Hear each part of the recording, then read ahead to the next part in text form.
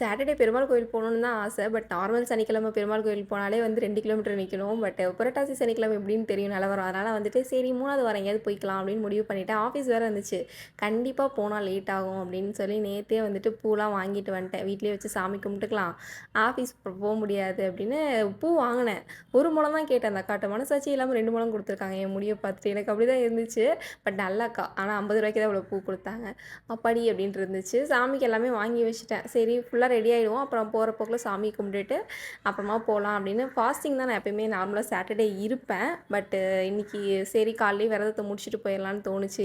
வீட்லேருந்து நான் கிளம்பி போகிறதுக்குள்ள பயங்கர டிராஃபிக்காக தான் இருக்கும். சிக்னல்லே ஒரு 1/4 மணி நேரம் நின்றோன்னா பார்த்துக்கோங்க. வெயிலுக்கும் அதுக்கும் தலலாம் ஆல்ரெடி கிறுக்கலாக இருக்கும். சாப்பிடாமலாம் போனால் எதுக்கு தேவையில்லாத ரிஸ்க்கு. ஆல்ரெடி போன வாரமே ஒரு கருங்கல்ல மோதி ஒரு சம்பவம் பண்ணேன்.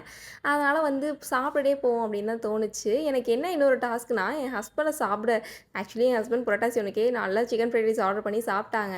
பட் எனக்கு ஒரே ஒரு ரிலீஃப் என்னன்னா, கடையில் வாங்கி சாப்பிட்டாங்க. வீட்டுக்குள்ளே சமைக்கலன்ட்டு இருந்துச்சு. நான் போனதுக்கப்புறம் ஏதாவது செஞ்சு சாப்பிடுவாங்கன்னு எனக்கும் கொஞ்சம் பயம்தான்.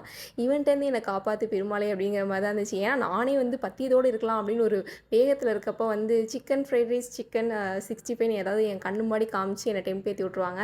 3 வாரம் நானும் தாக்கு பிடிப்பேன். 3வது வாரத்துக்கு மேலே எப்படி இருந்தாலும் நான் சாப்பிட்ருவேன். இந்த வருஷமாவது நான் வந்து புரட்டாசியை ஃபாலோ பண்ணணும். நல்லா பெருமாளை கும்பிட்டுட்டேன். இந்த பெருமாள் வந்து ஆக்சுவலி திருப்பதி பெருமாள் என் ஃப்ரெண்டு வாங்கிட்டு வந்து கொடுத்தது.